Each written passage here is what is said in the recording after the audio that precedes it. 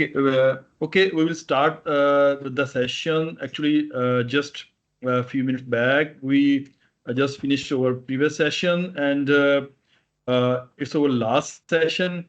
Its the title is the impact of U.S., China, Russia rivalry on the architecture of international security at the global and regional levels. So today we have a wonderful presenters. Today is Professor Dr. Zeynab Farhadi. She's assistant professor at Hong Kong Chu High College. Her topic is the Belt and Road Initiative, a strategic tool reshaping China's role in international order.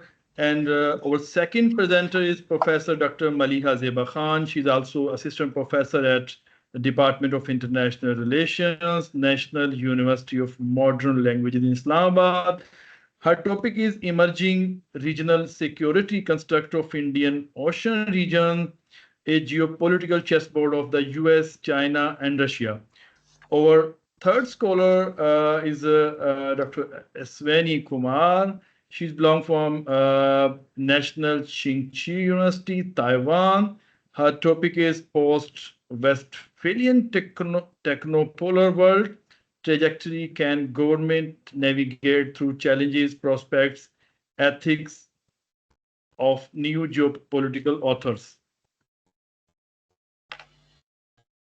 And about the next scholar is Yasir Ali. He belongs from University of Karachi. His topic is the strategic implication of the Belt and Road Initiative for U.S. interests in South Asia. Our last scholar is Syed Sabir Muhammad. He belongs to Air University in Islamabad. His topic is normative equilibrium in the emerging global order and Sino-US perception on multilateralism. So I think let's start from the first presenter. She's also joined the session. I request to Professor Dr. Zeynab Farhadi. Her topic is the Belt and Road Initiative, a strategic tool reshaping China's role in international order. Thank you, Dr. Sabah, for joining us. Please, you can start. And did you see the option to share your presentation if you have? Or you just... Hello, Professor. Can you hear me? Yeah. Okay, great. First of all, thank you very much for this great conference, and it is a great pleasure for me to be here. Unfortunately, I don't have the presentation in format of the PPT, but I will give my presentation orally. So in my presentation, I will try to address four following questions. First of all, we will discuss about the concept of the international relations and how does China approach to the international order. And in the third part, actually, we will try to define the key feature of the Belt and Road initiatives. And we try to answer to what extent does the BRI align with the existing international order principles, and finally, how does Belt and Road Initiative seeks to modify the current international order? We have almost a lot of definition about the concept of international order, but here I just mentioned a few famous of the definition of international order. Based on the head label we use, order is defined as a pattern of activity that sustains the elementary or primary goals of the society, of a state or international society. And in the definition of John Kinberry, he also defines the order as a set of governing arrangements between states, including its fundamental rules, principles, and institutions. So when we conceive of the post-war order, therefore we have following major components in our mind. First, it's specific institutions, rules, and norms, or we can somehow call it institutional orders, the ways in which the principles and practice of multilateralism shape world politics, and the attractive and sometimes coercive influence of predominant collection of value-sharing states that represent the core membership of the order. So to true effects of any international order can only be understood by considering this fusion of components that the international order. The principle of states conduct, it reflects and the combined preference of community of a state that compromise its membership. After finishing the explanation of the international order, we try to define the China approach to the international order. Before starting this section, I would like to mention that international order includes a lot of sub-order. We have global political order, which is based on the guarantee of sovereignty and non-aggression, which reflected in the UN Charter, as well as the association UN system of departments and committees and treaties. And then we have global trade order, financial and monetary order, the multilateral security order, which is include non-proliferation treaties and cooperation on counterterrorism, and finally the US-led security order, which compose largely the regional and global alliance system. Like other major power, China approached to any of these sub-orders differently, and it's been very complicated and reflects some degree of contradiction. But generally and broadly speaking, we can say that the trajectory of China engagement with the first sub-orders, I mean global political order, global trade order, or multilateral security order, has been largely positive. But China's attitude toward the US security order has become increasingly competitive, and China raised some points regarding the US security order. From China points of view, the current international order is a Western-led order which founded on Western values and principles that allows the US to pursue hegemony policies. So China sees the liberal international order as being shaped by American interests and norms like human rights and undermining the state's sovereignty. Second point is that China believes that current international order lacks representation and voice from rising power like China. And the third point is that China objects to aspects like humanitarian interventions and visible missions and views as violating states' sovereignty. And finally, at the regional level, China challenged the US-led security order and its alliance in the Asia, and as well as maritime rules like UN CLOs that impact its territorial claims in areas like South China Sea. So to conclude this part, we should say that China's approach to the international order is completely complex, with different schools of thought ranging from revolutionary to reformist. In regarding to the Belt and Road Initiative, as we know, this initiative was started in 2013 and compromised the 5 different priorities, from policy coordination, facility connectivity, to the unimpeded trade, financial integration, and people-to-people bound. And up to now, almost we can say about 150 countries from different continents and 30 international organizations are part of the Belt and Road initiatives, which like 44 countries from Africa, 34 countries from Europe and Central Asia, 25 countries from East Asia and Asia Pacific, or 22 countries in Latin America, and 19 countries from the Middle East and North Africa, and 6 countries from South Asia. So as we see, we have lots of countries from different continents in the Belt and Road Initiative. But the main questions here is that what is the relationship between Belt and Road Initiative and the current international order? Does China try to change the international order through the Belt and Road initiatives, or it's just kind of like supportive and it's in the context of the current international order. Based on our research results, we found that China is kind of try to act in within the international order. Based on our studies, China support some elements of international order, especially in suborders like trade order. And China try to support free trade, globalization, and existing institutional, international institutions like United Nations. So in context of the BRI, actually, it reflects China's vision for greater integration and development in the Eurasian region, with China at the center, but not necessarily a complete overhaul of the global order. It aims actually to create a community of shared future through the increased connectivity and economic interdependence.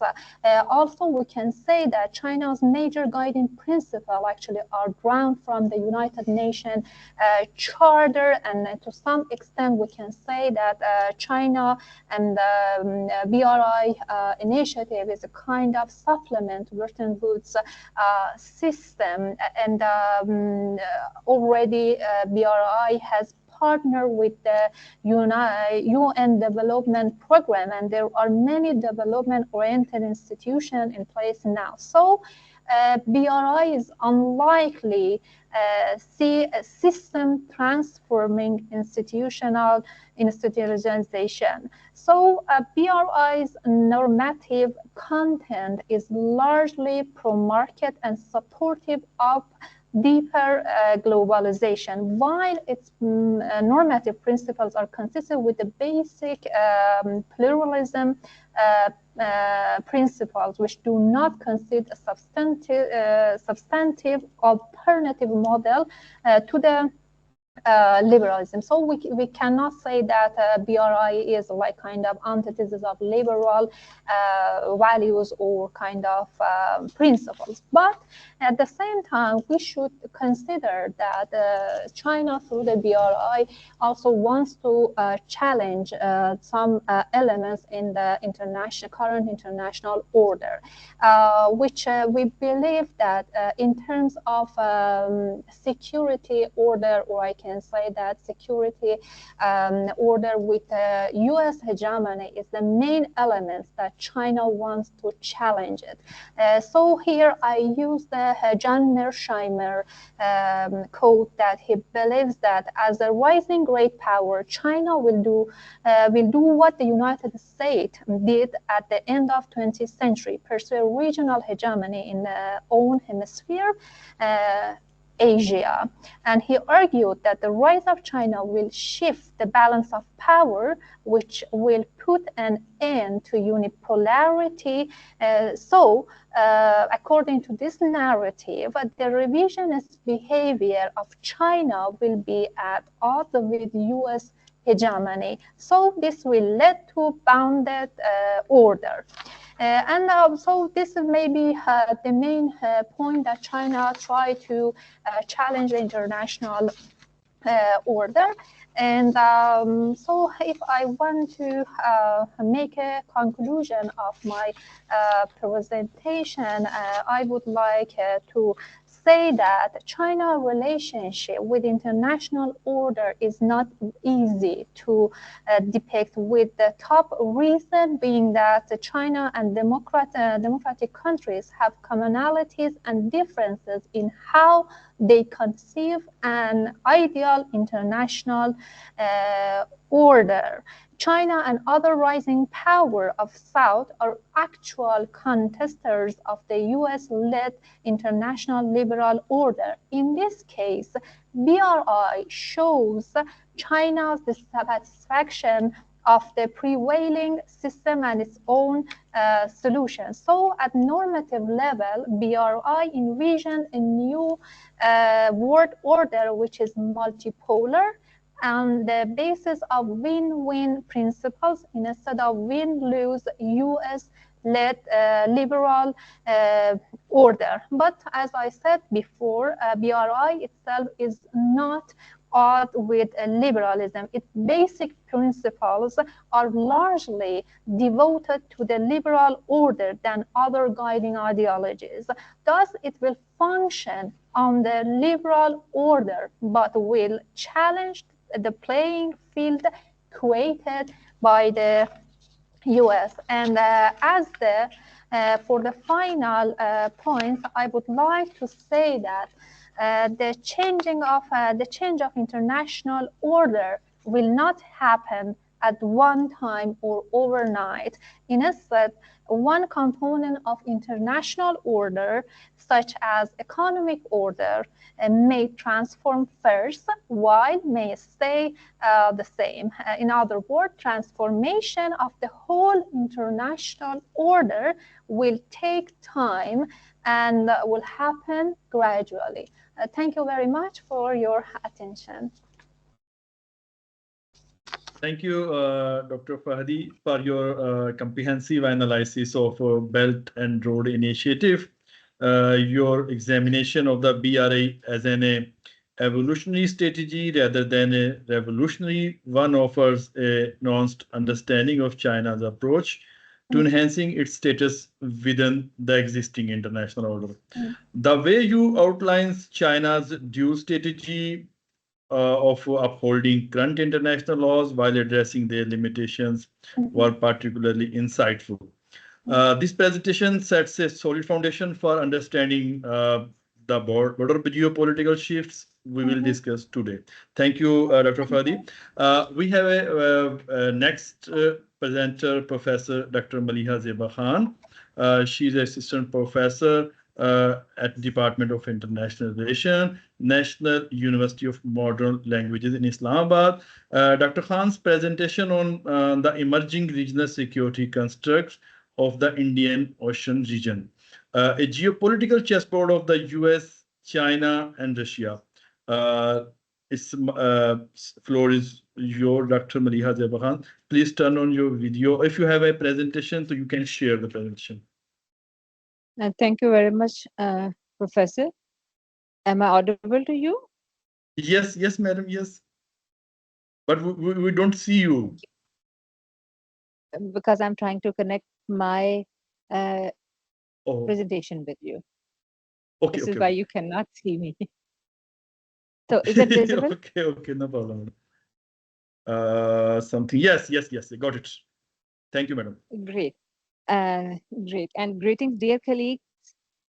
So as Dr. Faisal has already introduced about the topic, I think I must go straight to the presentation, as time which has been given is really limited. Since we are talking about emerging regional security construct of Indian Ocean region, this is important to understand that why this region is important. The list of content has been flashed here, and if we look at the first slide, which is here, is about importance of Indian Ocean region. If we look at the contemporary era, we see that the focus of states has been shifted from land to oceans. Everything which is taking place has a good share of oceans in all the related activities. States cannot do anything in the absence of their maritime connectivity. And this is the geographical location of Indian Ocean region that makes it important in the first place. If we look at Indian Ocean region, we see that on the eastern side, there is Australia and then Southeast Asia. And in the north of the ocean, there is Asia, South Asia, I must say. And then on the left side, on the western side, we find that there is Middle East as well as Africa. So the region is quite important in terms of its proximity and its neighborhood. And then if we look at its activity, we see that this region is all the one which has become hub of every kind of activity. More than 80% of trade that passes through this oceanic region, and other economic activities are also based here. Then military activities are also having a good share in this region. And then political activities are also part of this oceanic region's activities, and then social activities which are also linked with this region, making it very important for every state. And if I talk about the number of states, there are 36 states which are a natural member or regional actor of this region, whereas we find that there are number of extra regional actors, and then there are two resident actors like UK and France. So, in the presence of different actors and extra regional actors, we find that things are getting pretty complicated. There are several extra regional actors, but the dominant ones are USA, obviously, and China for other reasons as well, and Russia, which have been made point of discussion for this presentation. Otherwise, this region is full of extra regional actors, particularly the actors from Europe. They have their specific interest in this region due to their economic and environmental concerns. And then we find another thing which is important in this region is maritime corridors for economic connectivity. That has increased the importance of this region for every country, because economy needs connectivity. You need to develop different kind of slots, sea lines of communications, or shipping lines, international shipping lines. So without economic connectivity, uh, this is not possible for states to develop their trade and commerce.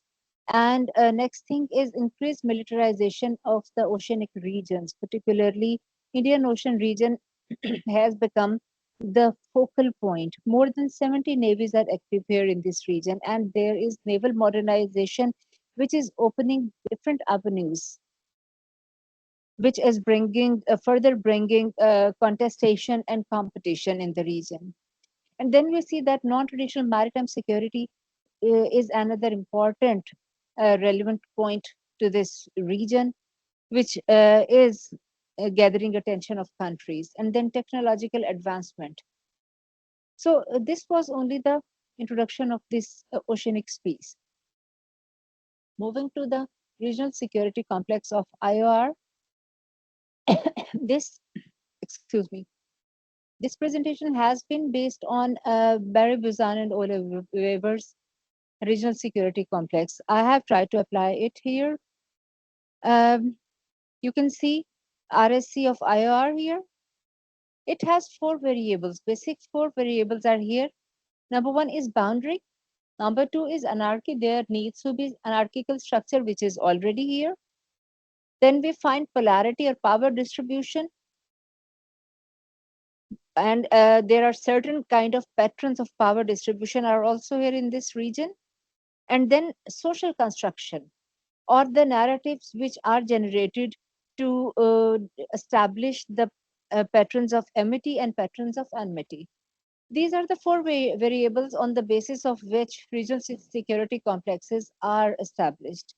And if I look at the sub complexes, which are also part of it, there are certain sub complexes, and with South Asia subsystem is important. Then we find a Persian Gulf subsystem. Then there is East Africa subsystem, Australasian subsystem, and Red Sea or Horn of Africa subsystem. All these subsystems are present in this bigger security complex. This is the picture which is going to reflect the pattern of interaction which is going to take place. So these are the few points from which I'm going to start the application of this security complex to establish my own points of discussion here. First thing is that 21st century has seen the enhanced interest of extra regional actors. Yes, states have also already been here for several years, rather which seems like ages. But since 21st century, we see that the nature of interest has increased and changed as well.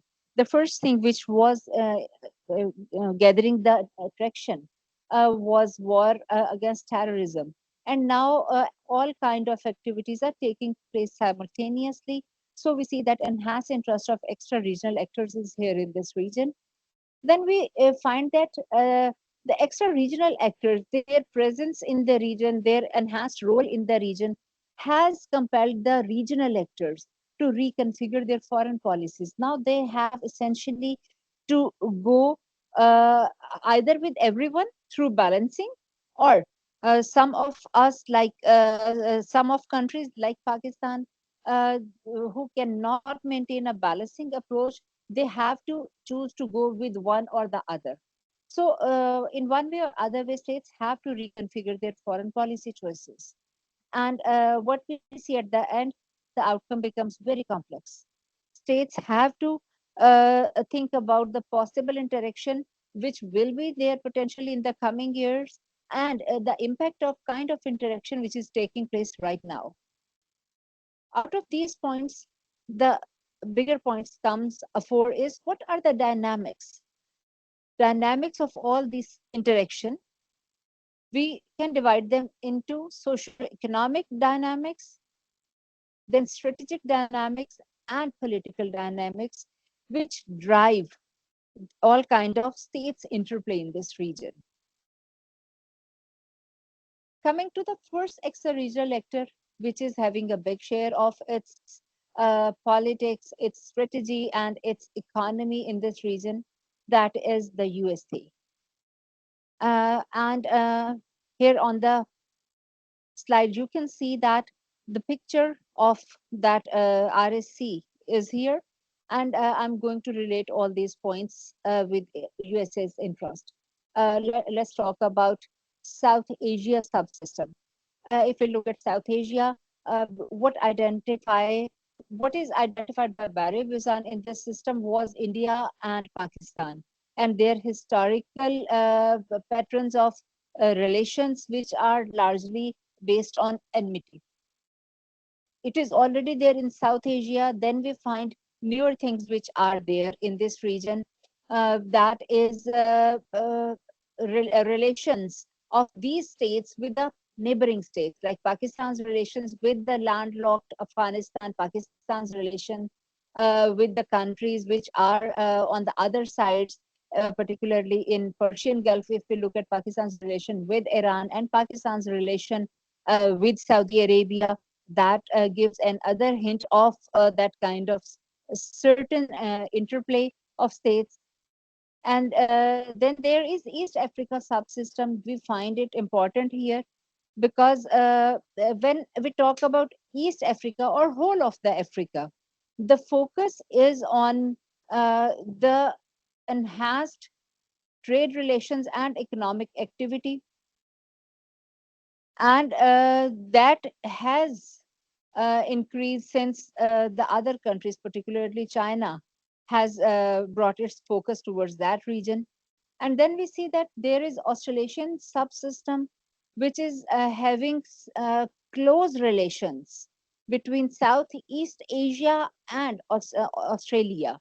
And we find different kind of strategic relations, particularly if we look at Quad, the presence of Quad as and AUKUS, we see that the balance of strategy or power distribution is being changed there. And then there is one very significant, particularly in the backdrop of Gaza-Israel issue. We see that Red Sea or Horn of Africa subsystem has become very important, which has a lot more investment of USA in terms of its strong geopolitical relations and strategic relations with Saudi Arabia. And then Israel is also there, which is directly being supported by USA. And then we see that that region is also having non-state security threats in the presence of increased piracy, which was 2 months back was brought to zero. And soon after beginning of the war between Palestine and Israel, we see that the piracy has suddenly increased after that, as well as the traditional threats which are there in the form of Houthi actors there. So this is the subsystem which is being um, established in the presence of USA. Now, the role of extra-regional actor in this RSC is, though it is not a direct part of the boundary of RSC, but what Barry Bizan's approach tell us is that proximity or familiarity is also one strong uh, actor in all this interaction. So we find that USA's interest in this region and its interest in the form of familiarity to the politics of this region. USA has its own set of interests in this region, and these interests include a strategic interest, and it wants to maintain its command and control on the region, and it wants to have a strong connection with the states. If we talk about South Asia, we find that strategic partnership of USA with India has different kind of or a complex set of partnership and deals with each other, which is supporting their connection and which can potentially alter the power distribution in the region. And if we look at the nature of the agreements which are present there, like if we talk about the logistic support which they are supposed to give to each other, it is there. uh, and this logistic support agreement was signed in 2016, logistic exchange memorandum of agreement, LEMOA, which is going to support each other in a time of need, and they would be able to support logistically. And then there is communications compatibility and security agreement, which is known as COMCASA, that was signed is in 2018. All these agreements, and then there is BECA, that is about basic exchange and cooperation agreement, which was signed in 2020. And the presence of these certain kind of agreement tells the nature of strategic partnership and the possible enhanced role of USA in the region, particularly in the backdrop of other extra regional actors like China. And after China, that must be identified Russia's presence in Red Sea region. So all this picture is getting quite complex. And when I move to the next extra regional actors, which is China, again, the same picture is there, and through which we can understand the nature of interplay of states in this region. If we look at South Asian subsystem, we see that China has certain kind of relationship with Pakistan in the form of CPEC, which is China-Pakistan Economic Corridor, as part of China's Belt and Road Initiative. And then we see that Gwadar is connecting point of maritime Silk Road as well. So that is a very important gateway in China's that geo-economic strategy, which has covered almost 75% of the world. And on the other hand, we find that China has certain kind of relationship with India. uh, on the one hand, there is there is a big volume of trade which is taking place between these two countries, but simultaneously we see that there are territorial issues on the three borders of China and India. In that in that condition, we see that a different kind of complex interdependence is taking place in that region. And then if we look at a Persian Gulf, again, China's role is enhanced there.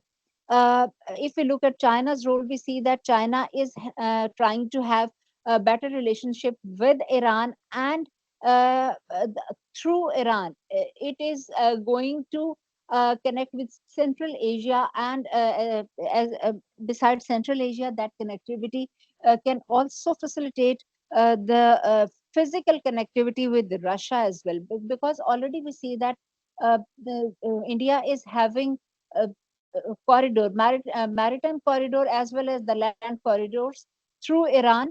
So, in the form of INSTC, that is extended to Russia as well. So, maritime corridors and land corridors are also there. These trade corridors facilitate these states to have certain kind of interaction. And then we look at East Africa, we find that China has brought a big volume of its investment, foreign direct investment in East Africa in different countries. Particularly, Kenya is providing a gateway to connectivity to the hinterlands of Africa, or even to Central Africa, to Western Africa. Then and all that opening is going through Kenya. So there is a direct investment in East Africa and different countries of in that subsystem. So China's investment is there. That means that China has certain kind of relations extended there. And then we see Australasian subsystem, which is also very interesting story. If we look at Australia and we talk about Quad and we talk about AUKUS, we find that Australia has not developed a very strong or significant uh, role in these arrangements, which were established by USA or supported by USA or India, because Australia is quite dependent on China in terms of its export, particularly of iron ore, which does not find strong importers from other part of the world.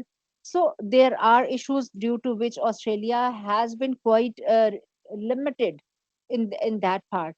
And then if we look at Red Sea and Horn of Africa subsystem, again we find the role of China, increasing role of China in that region, but we do not find it any kind of offense there by China. China is there in Djibouti. It is having its naval base there, but we do not find it going to be any kind of offensive act there. Then comes the third actor, which is Russia. Look at the South Asia subsystem. Russia has very strong strategic partnership since beginning with India. Russia has established good relations with Pakistan, which are supposed to become better in the coming years. And then we see that in Persian Gulf, Russia has strong connections in the form of INSTC, that is the trade corridor, international north-south trade corridor that is there. And if we look at that same subsystem of South Asia, we will see that Russia has one more trade corridor, maritime corridor, that starts from Vladivostok and that gets connected with Chennai on the east coast of India. So it has strong trade relations there. In Persian Gulf, India has relations with Iran, and through Iran, it gets connected with Russia. And if Iran gets in good relations with China, which has already taken place in the region, we see that the picture will get a bit complex in that part. And then in East Africa, not directly in the East African subsystem, we find the Russian presence, but we find Russian presence in Africa in northern side, like in Red Sea region, where Russia has developed its logistic facility in Sudan, and about which West believes that that facility has the capability to get converted into a full-fledged naval base. So that is already there. And if we look at the Red Sea pattern and the patterns of enmity which are being developed there between Russia and USA, within that particular subsystem, both of the countries are facing each other. Russia in Sudan and in Saudi Arabia, we find USA, and their interaction is there in Israel or surrounding that part of the Red Sea, where war is there. So the picture is quite different here. And we see that this regional security complex, which has developed here in Indian Ocean region, has different facades where there we find different kind of interplays. And if I conclude my presentation, I will give you a few takeaways. The first takeaway would be the reconfiguration of foreign policies. All the states have been compelled to reconfigure their foreign policies, and now they have to decide that they what they need to do in the coming years to increase their relative gains and to decrease the risk. And then we see that the oceanic spaces have become a new imperative for security complexes, because the security complexes and the wars and the different kind of relations, including cooperation, have shifted, largely shifted to maritime domain, the oceanic spaces. And if we look at the particular regional security construct of Indian Ocean region, we find that these three extra regional actors have brought their interaction, which was previously there in Pacific Ocean, has now been brought to Indian Ocean region.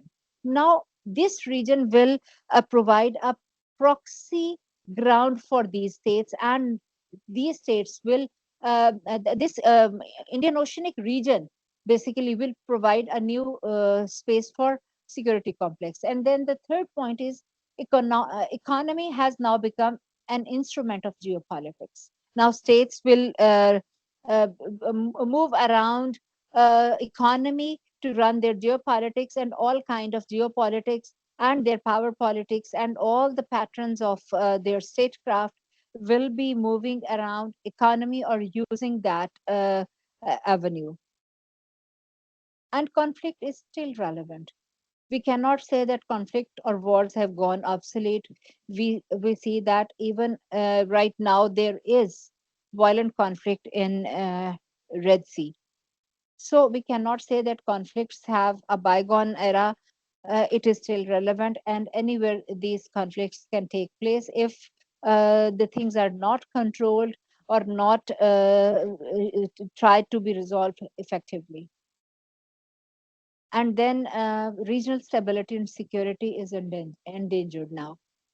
And we need to work on regionalism. That is the only way through which we can diminish the all kind of security issues here, and we can talk about increased cooperation at regional level. And when the regional connectivity would be better and regional approaches will be working, there will be better outcome of this kind of approach for the coming years.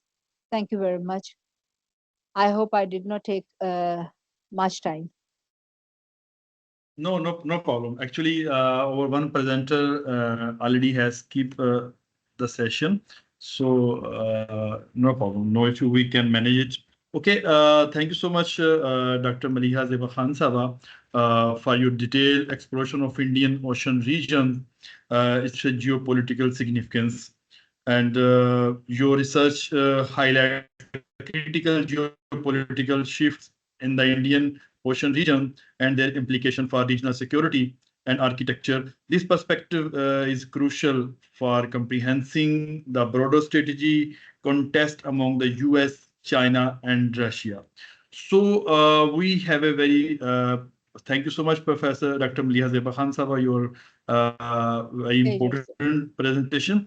And the next presenter, we have Dr. Aswini Kumar. Is there? Is she there? Yes. Aswini. Yeah, Ashwini Kumar. Okay, sorry. Do you have presentation or just? Yeah, I have a presentation, but can you let me share the screen? Okay. Yes, sure. One moment, please. Actually, you are.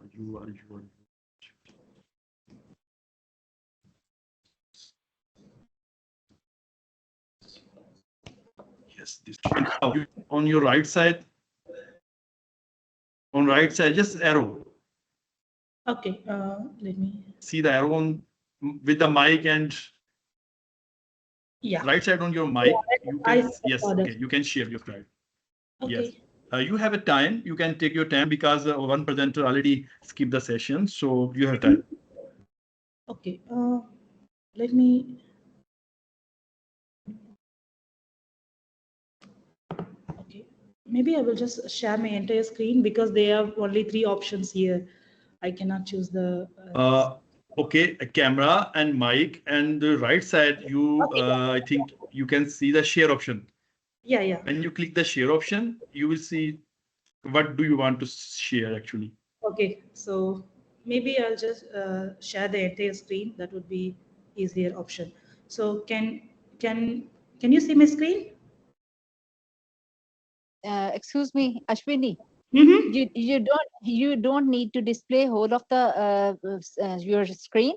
Rather, Mm-hmm. you have to click window option. In the middle, there is Because window Yes. at the option. window that I cannot see the screen. That is the one I want. When you, Okay, now it's available. Thank you so much, ma'am. okay. Yeah, sorry, sorry for the delay. Okay, no problem. I think hope you can see now. Yes, good. Yes. Thank Okay, you that's so great. much. Thank you so much. Actually, first of all, thank you so much for the organizer and for accepting my proposal and all. I'm really delighted to present my work in here. And I'm Aswini. I'm Aswini Kumar. I'm doing my PhD. I'm actually, thank you so much for calling me doctor. I feel so happy. But I'm still like in my process of submitting my thesis. So I'm doing PhD in National Chengchi University in Taipei. So actually, basically, I'm working, my topic is working on the techno-geopolitics. That is my major topics. And there's, I'm working on India-Taiwan Tech Alliance. So this is one of my interests that I really wanted to present in the conference. And since the panel is actually talks about the US, China, and Russia rivalry, I will also touch upon that. But my entire presentation is not only on that. This is in general form how this technology geopolitics affect not only the big powers or US, China, or Russia, these, but also it also affect all the other parts. Like even developed and developing countries on all over the world, because unlike the like when we see the world order, it was actually created after the World War II, when the powers, great powers, when they emerge as nuclear powers. Those who have a military capabilities and those who have the nuclear power, they become emerge as a major powers. But what happened in this, but now the trend is more moving towards technopolar world order. I would like to explain that. What is technopolar world order? In a few minutes, I will explain that. So technopolar, as we know that in the right after the World War II, during we can see the phases that in the World War II, people like the most of the country in the international arena, it was the great powers, major power was determined by the military capabilities. It's mostly like if you look into it, it's mostly from the security aspect. And then after the World War II, and then when during the Cold War period, it was mostly rely on the, of course, it was rely on the security. There was a arm race and so many like competition between USSR and US was there, but still economic was a big thing after even during the Cold War. In after the Cold War, when economic was a big thing, and we see the like golden age of globalization, those time. So those is like those period, or like the old war is shaped by the economic prosperity or economic powers. But now after 2010, when the with the invent of the internet of things, with the access of internet, now we could see that the world is moving more towards the techno geopolitics, or those who have the technological power have a upper hand in most of the things. And most importantly, when we see that when now the world is moving more towards the technopolar order, you can see that there are certain states which has the upper hand. Particularly in more specific, these are not only the states. We could see the clear trends that there are some companies, multinational companies, big companies, they have a stake in this. Because why? I would like to explain why those company matters, why like individual corporations or company or individual person matters a lot, because they kind of control the major aspect today. that many countries also facing the problem in the human security is the cyberspace. That means in simple word, digital domain, because those companies, they hold the power of digital domain, and they hold the power of digital domain, and they shape not only in the countries, they shape even each individual in a country. So human security, cyber security issues is become a big challenge for many of the states. So we could see that this is not only why I choose this topic is post-Westphalian. In the Westphalian, I think everyone know that Westphalian, it gives the importance to the state as the primary entity of the geopolitics. But now those big companies, tech titans, they also have a big stake in the geopolitics, in shaping the geopolitics. So this is how they are how this technopolar world order is emerging, the impact it's created on the dynamic geopolitical landscape. You can see that in this diagram, triangle diagram, you can see that there are companies which the top companies, those are actually belongs to two particular countries. You can see that US company and Chinese company. So these company, they kind of decide many of the economic prosperity on the big international world scale. Of course, we learned that during the Bretton Woods system, and after the IMF, all this, they try to make sure that anything happened, the financial system itself, it's like it won't be susceptible to any crisis or thing, because everyone agree, not only US or China, everyone agree that if anything happened in the big financial system, the entire global economy will have a drastic change. It will disrupt an entire economy. We knew that clearly during the COVID-19. We see that just because of that, the entire supply chain got collapsed, and then we see a lot of companies, they cannot find the chips. Since I'm in Taiwan, I could see that how the chip shortage become a big issue during this COVID time. So that's what I'm trying to say, that those big companies, they also have a big impact in shaping the global order. So you can see that, and most importantly, not only the Internet of Things. Now the most important thing, I think everyone know, after 2022, when the Open they introduced the ChatGPT, everyone started to talk about it, and everyone started to use it. The most important thing is that we can see that AI has significantly invaded modern life, boosting productivity and creativity. It also, on the positive side, we could see there are a lot of positive side. On the negative side, it actually it could have an impact of creating employment dislocation. And also there are so many negative impacts of the AI, but we can still use AI in a good way. And one more thing is that AI itself is not a bad thing, but the tools of AI and those who use the AI, it matters a lot. Because when the country, nowadays, there are so many countries and European Union, so many group of countries, they started to implement a lot of rules and regulations and trying to govern. It is really difficult to govern like a global governance model, but it is possible to regulate in the domestic level, because you can see in this diagram itself, the two major, many of the companies are situated in these two countries.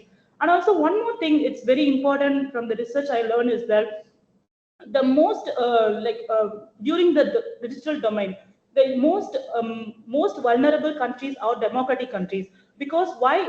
Everyone know that the one country which has the strongest firewall is China.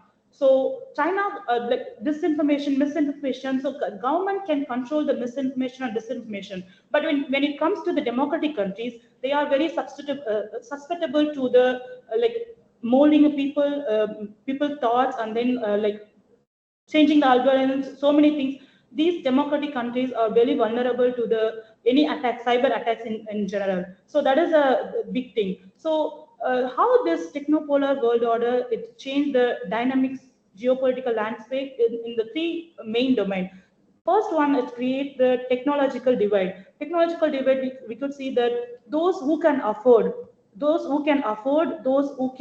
have the ability to afford, they will be they will become richer and richer. And those countries, especially if you see, we can say in a global north and global south, or the countries which can afford, they will have an upper hand in making a decision making stage and all. And those who can develop and commercialize will be in one side, and those who cannot compete with them, they will be left out. We already seen the divide is already big during the COVID time, when many people are staying in the home. They don't have much resources to connect with the people, and we see this divide already. And this, if the technopolar world is continued, then there will be a huge global divide, technological divide. And also, second point is the geopolitical rivalry.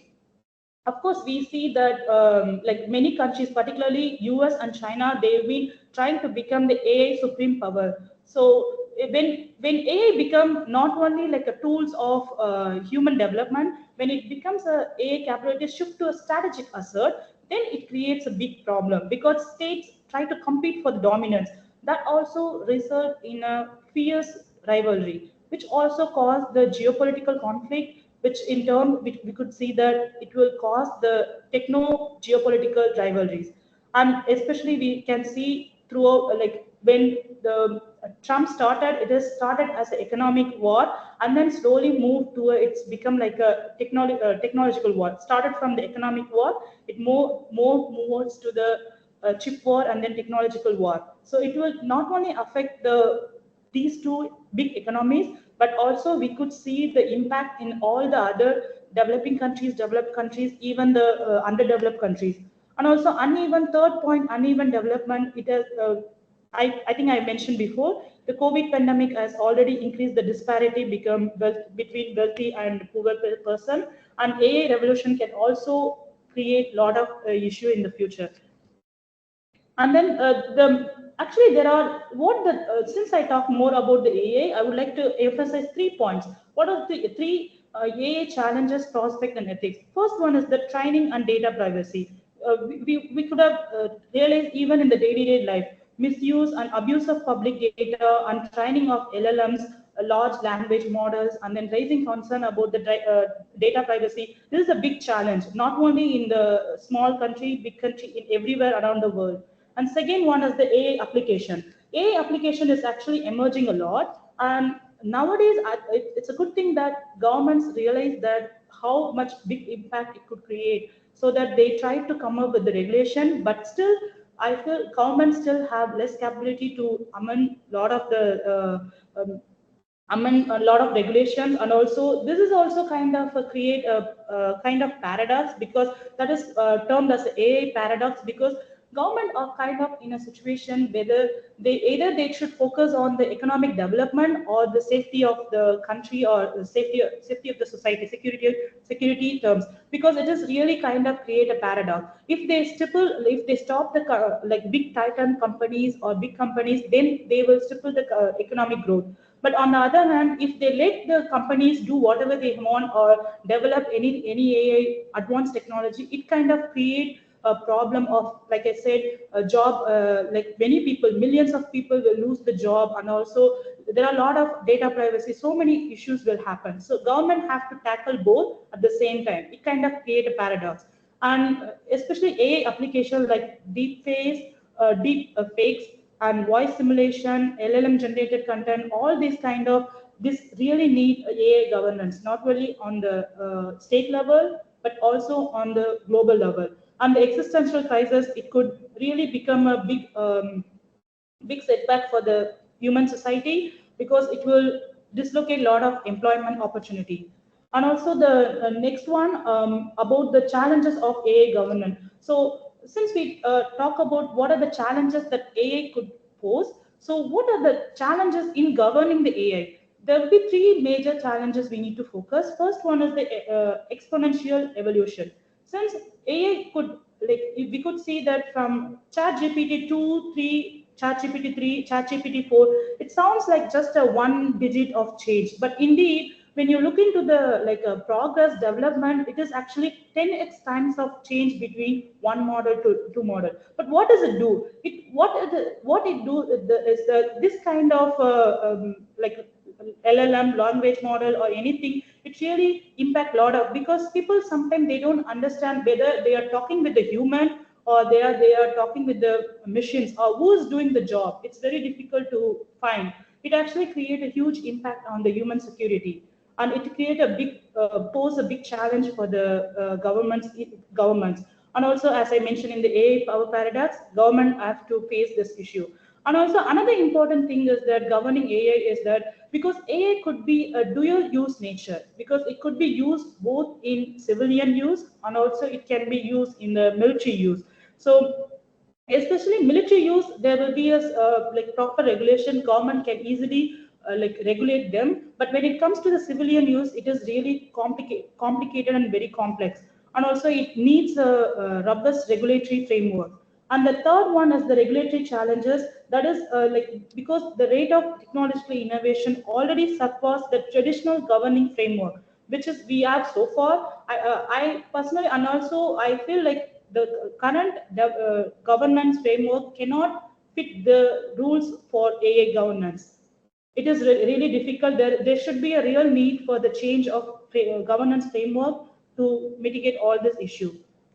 And also the like we could see that at least from last year onwards, we can after the advent of open chat GPT, there are so many government they are aware of the impact that a chat GPT or any LLMs or any AI tools can create. So many governments they started to have a lot of regulations governing this. So some of the important thing I mentioned is that EU AI Act. This is very important because they are the pioneer of that. They kind of created this act long back. They realized that okay, this is AI is going to be a big issue. I also feel like Europe started to like have a lot of regulation, and they kind of understood the awareness of how AI or technology, advanced technology, indeed create a lot of issues. So they started a comprehensive AI regulation framework, and they have a lot of categories. I will not delve into those categories, so I'll just listed some of them. And also China's AI regulation. China also has measures to manage AI, and particularly importantly, they focus on responsible development, meaning that they will let the companies they will like regulate the companies which is responsible, like whenever they like the develop tools, when they disperse in the society, it should follow the certain rules and regulation, and they should follow the ethics of, because when it comes to the development, ethics should be major focus on the development. And also there is another one I noticed is that global partnership and AI. This is one of the important one because there are 29 members. They kind of created a kind of alliance, and then they try to promote multidisciplinary research and address critical AI issues among the practitioners. So this group, they not only focus on like creating the regulation, but also they will include so many academicians and research together to like come up with the solution for the AI issues and all. And also some national strategies, not only the like alliance of countries, they created the framework, but also smaller countries and great powers and middle powers, everyone started to realize the impact of AI, and also they kind of started to create AI laws, particularly like South Korea, India, and many other countries. They have their own regulations, started to address the majorly three things: economic, society, and ethical ramifications of AI development. And also when we could see that whenever we talk about AI, some people, some of the them try to like analyze it with nuclear. But the thing is that nuclear technology would be different from AI, because why it is, because AI has a dual use concern. Like I mentioned, it can use both for good and bad, and also it actually other than nuclear energy, it can contain in like it can use the deterrence method and then non-proliferation method and then contain it. But AI, it is open source, so anyone can use it for any arms.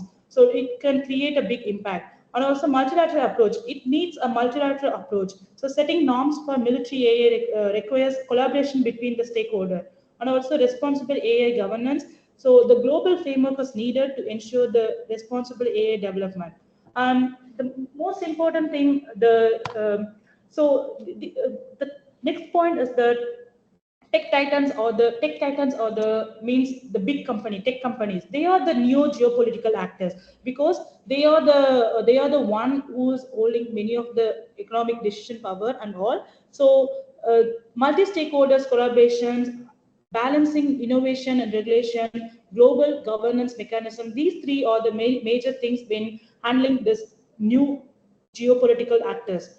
So that means the multi-stakeholders collaboration means that government need to engage them as well. They have to think, they have to change the narrative and then change the framework, try to include those tech titans in the conversation or in any kind of engage with any decision making process. Not only the private sector but also academia and standard agencies, civil society. It's all these are crucial for effective AI governance.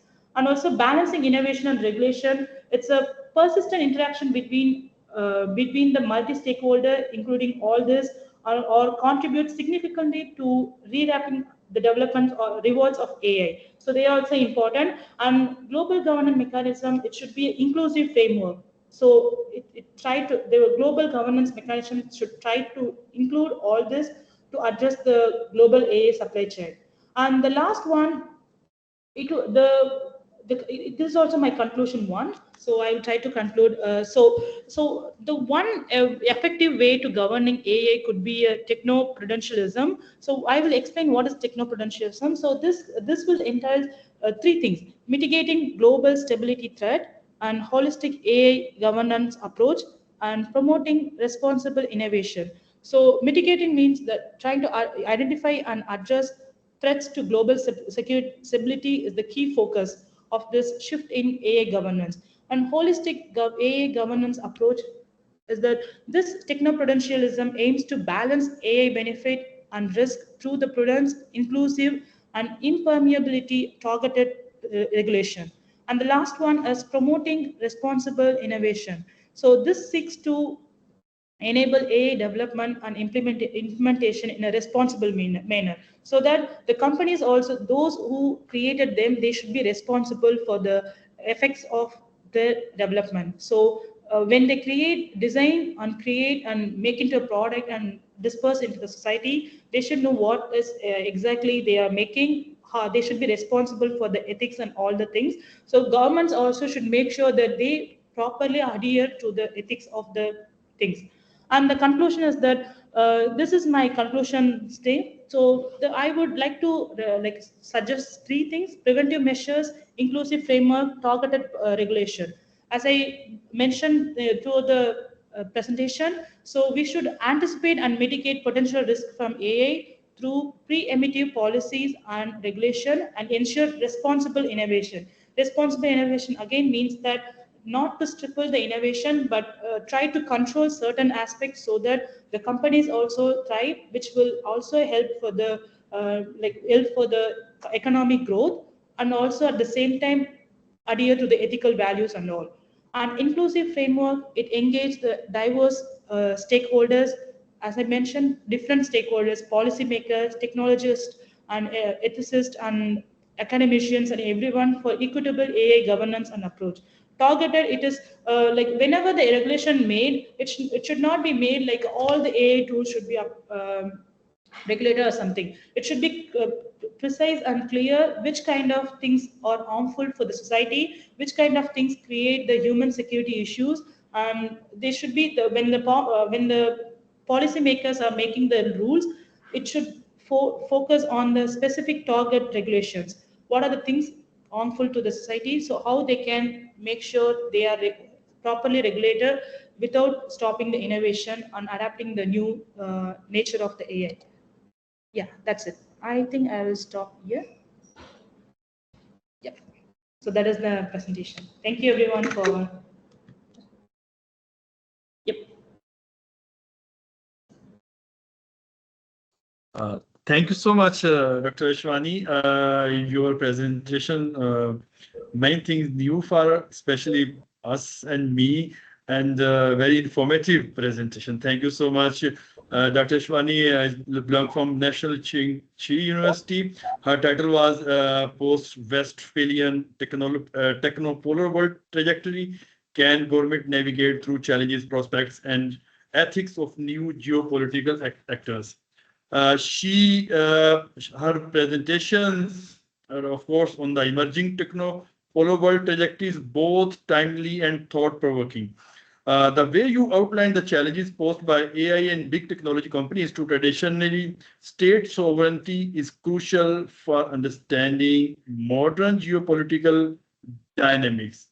Your insights into the rapid evolution of AI and its implication for governance and international security provide a fresh perspective on the challenges government face in this new era.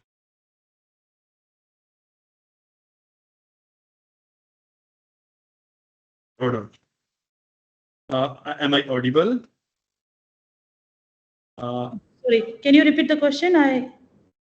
Sorry. No, I have no question. Just I have some. Just I am some up and some comments on your presentation. Okay. Just so our next scholar of next presenters actually finally Sayyid Sabir Muhammad. Are you online? Are you listening?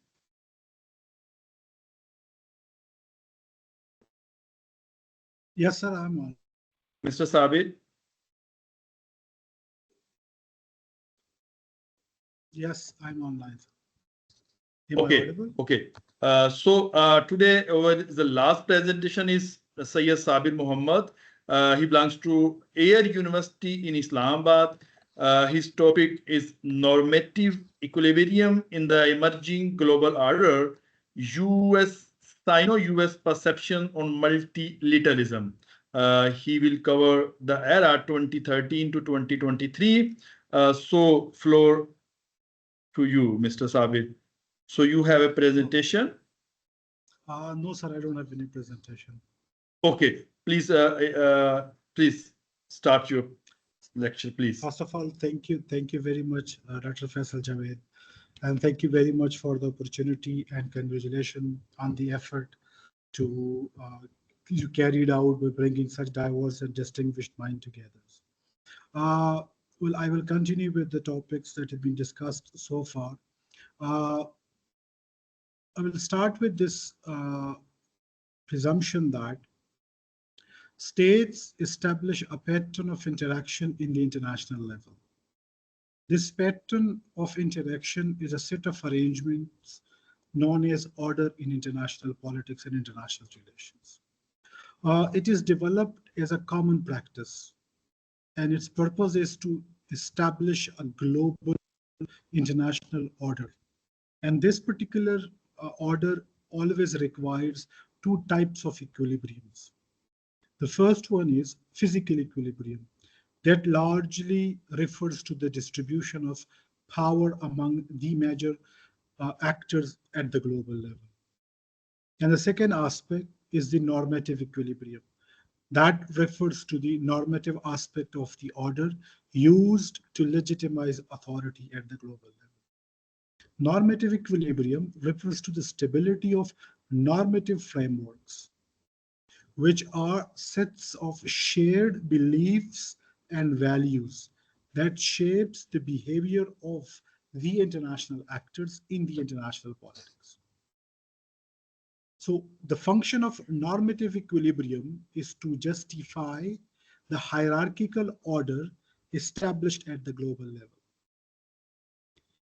Its functions is to authorize a particular group of actors to create, firstly, second, to disseminate, and to diffuse norms and socialize states in a normative aspect of the order. In order to maintain stability and order at the international level, it is necessary to have a balance between these two equilibria, the physical equilibrium and the normative equilibrium. The current scholarship in international relations primarily focused on this idea of hegemonic stability theory and largely questions the logic of hegemonic stability at the same time. Based on the hegemonic stability theory, one aspect or group believes that stability in the international system is dependent upon the ability of the dominant state or actor to establish a common set of norms, rules, and institutions. Now, those norms, rules, and institutions established by the greater power, and then their job becomes is the custodian of that order. So once an order is established at the global level, we will always have two set of actors. One, the custodian of the order. Second, the revisionist actor, those who tries to challenge the order. Current world order largely is the product of America and Western allies of the United States of America. Its job is to promote, disseminate, establish norms, rules, and institutions at the global level. Now, it is crucial to note that the maintenance of the dominant institutions persists even if the original hegemon loses its position of power. According to this particular argument, for example, if the United States of America at some point in time is no more a hegemonic power to establish those rules or norms at the international level, but the normative equilibrium shall function and shall maintain the system over time, because it establishes such a pattern of interaction among the actors that it becomes useful to them to interact within the existing paradigm or parameters. Here, I'm going to place China in the equation. If we bring People's Republic of China into the equation, China is currently living and working within this particular system established by the United States of America and her Western allies. On the other hand, there's a second group that believes in the cyclic nature of international politics. What do we mean by cyclic nature of international politics? According to them, stability in international politics works differently than the one presented by power transition theory. It believes that power transition is to be historically a repetitive pattern that becomes an inevitable occurrence when an incumbent hegemon, having the power over the rest of the actors in the system, is challenged by a rising power or state that aims to revise the existing order. Now, there must be a pretext for that, and that pretext is being the closing power gap within the incumbent hegemon, which is dissatisfied with the existing system, China, for example, and the revisionist come hegemonic intentions and aspirations of that particular state. Here, both great power, which establishes the system, and the state that wants to change the system, their claim rests on a simple logic of diplomatic recognition, which means that everyone must establish every other state on equitable terms. But the claims generate on a very different ground. For example, the established hegemon or power believes that the orderlessness of the system supports the rising power, which means that the United States of America primarily claims that it was because of her institutional stability, her international norms and rules established after the Second World War that provided China with the opportunity to develop in the first place. To focus on its domestic growth and economy, and now they're translating that or transforming that growth and stability into their military might and is challenging America in the global affairs. China, on the other hand, the rising power, develops a very different understanding of the exact same order. They believe that It is their capability, it is their ability that allows China, first of all, to exploit the resources available at the global level. And second, now being in that particular position, China requires to be a great power or a power to be reckoned at the global level. So on these two particular premises, two different normative approaches developed, and two different normative approaches onto very fundamental argument of multilateralism. That multilateralism primarily is a principal approach to the international relations that involves cooperation and coordination among the major actors of the global level. These characteristics are based on a very simple logic. One is inclusivity, that all the actors or actors who are important at the global level must be included in important decisions or important matters of the global affairs. Second, that there must be cooperation among those actors at the global level. We can call it stability from above. That is that the greater actors or greater powers at the global level must be on the same page about an issue in global politics. For example, take the example of climate. The Paris Agreement is a classic example of this particular thought. If we go back and search the Paris Agreement, we will find a very similar understanding within the United States of America and China on the climate issue. So such particular arguments refer to that cooperation among greater actors on issues that could contribute to global politics. Third is institutionalization, which means that international order established at the global level shall work on the principle of formal institutions and organizations or treaties and agreements mutually arrived at. So we can take the example of WTO. The inclusion of China into WTO is an example of institutionalization of the norms.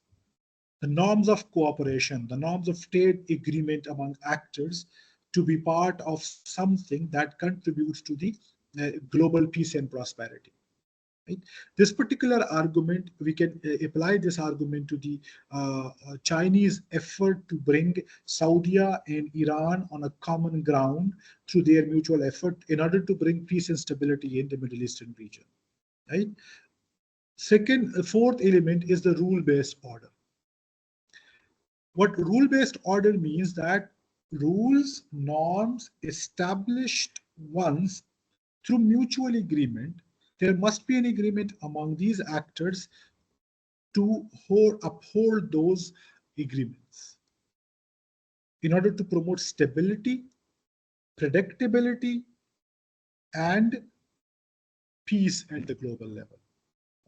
Now, once I argued all these points, one point that is more important to be mentioned here is that when we talk about order, stability, equilibrium, normative or physical equilibrium, it does not rule out conflicts.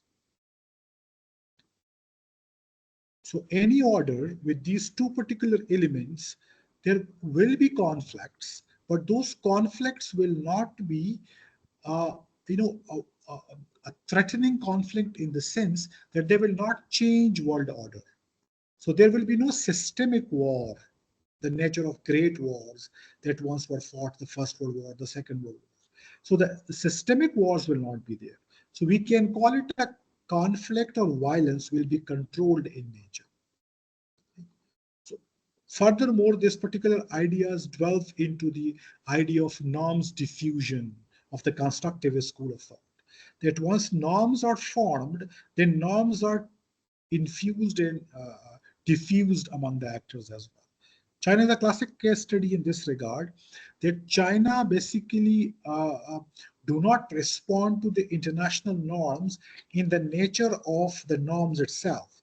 But what China does is that it takes those norms and it tries to reshape those norms as their domestic experiences requires.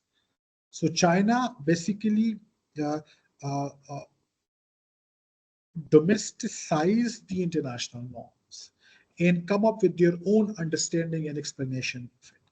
The classic example of this is the white paper on Chinese concept of democracy and the Chinese concept of social contract, if we revisit those particular arguments. The Chinese concept of state capitalism in that particular regard.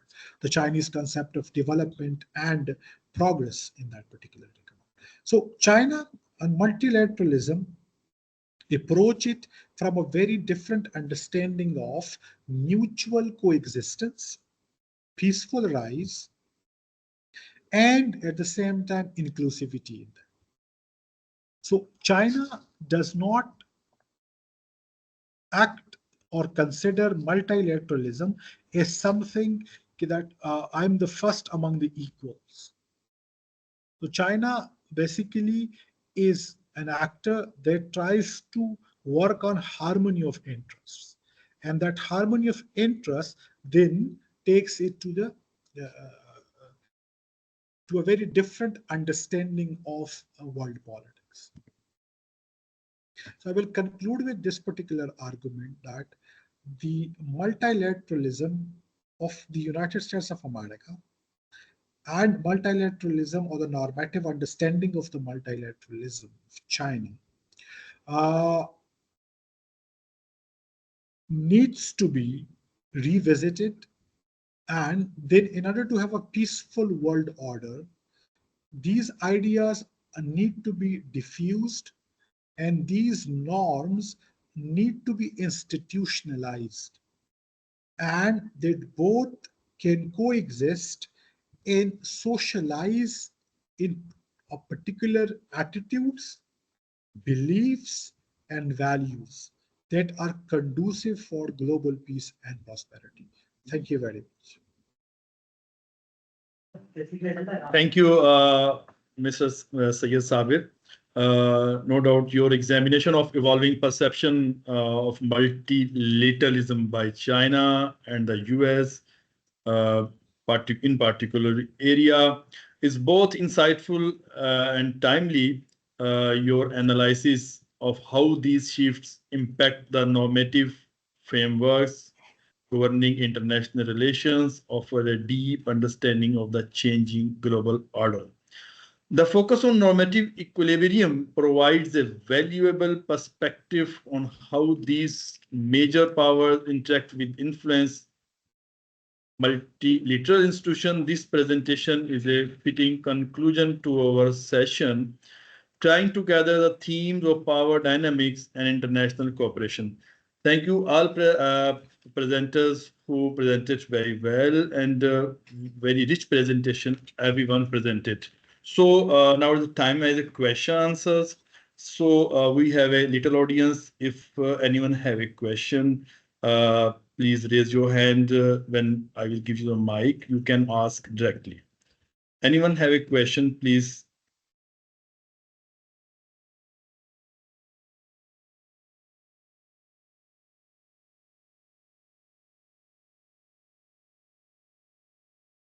If anyone want to ask a question. Okay, I have one question for Dr.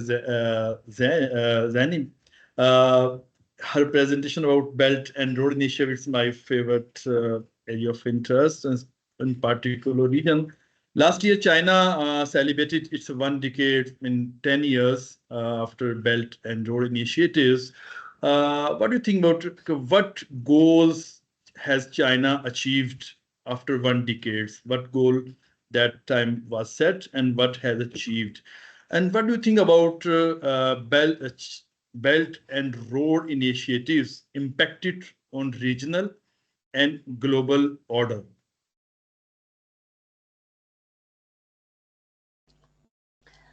Thank you very much, Professor Faisal, for the great questions that you answered.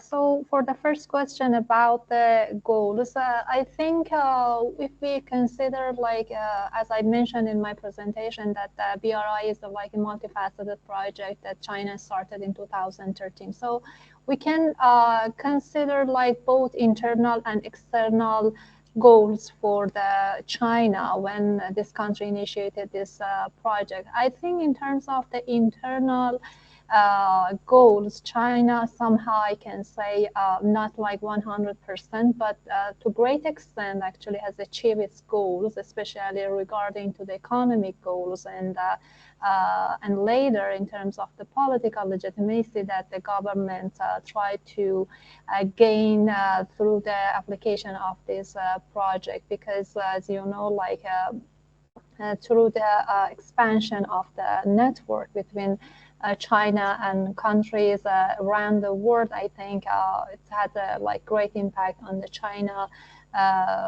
growth, economic growth. So this is one like a goal that I can say that China has achieved, and but it's somehow I can say it's a like ongoing project that we can consider for the BRI, and with almost I cannot say that like China has achieved all the goals that like I can say it's just set it when they started this initiative. And the second goal, which somehow I can say that China has tried to lay out a foundation for a new narrative about the rising powers and in different aspects, like in terms of the hard power, soft power.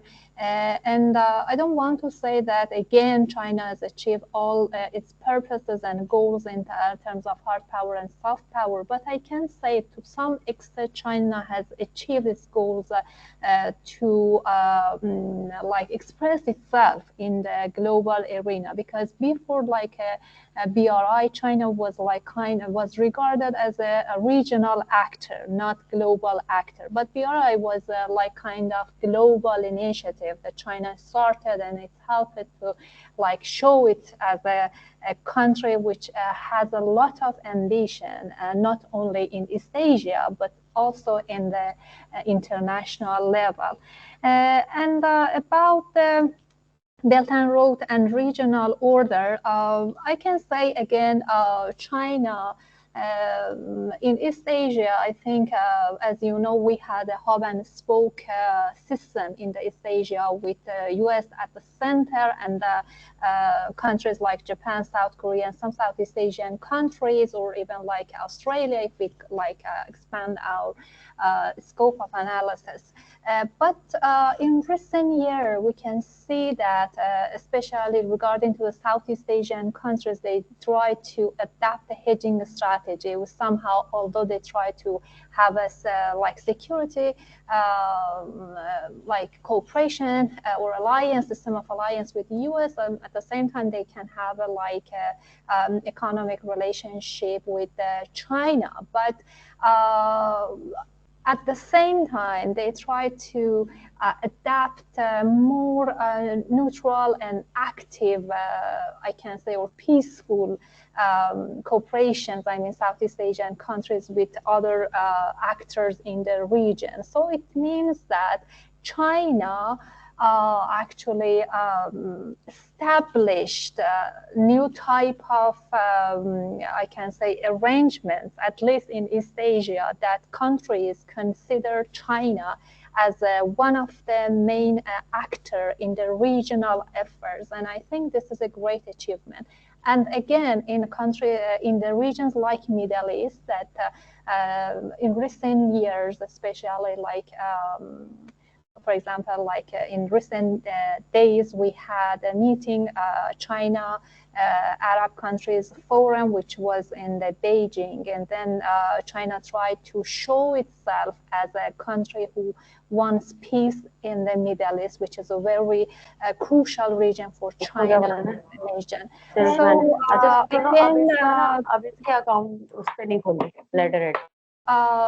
so I think again in region like Middle East, which USA is a like kind of traditional like a main power, I can say, or hegemon for Middle East. But we see that even Arab countries, where they have a very deep alliance, security alliance with the US, but still And now we can say that they already started some kind of strategic relationship with China. I don't want to say this relationship is like as much as like they have with the US, but at least I can say that China is almost successful in set this kind of narrative and showing itself as a not regional power but like global power. So I hope I could answer your questions, Professor.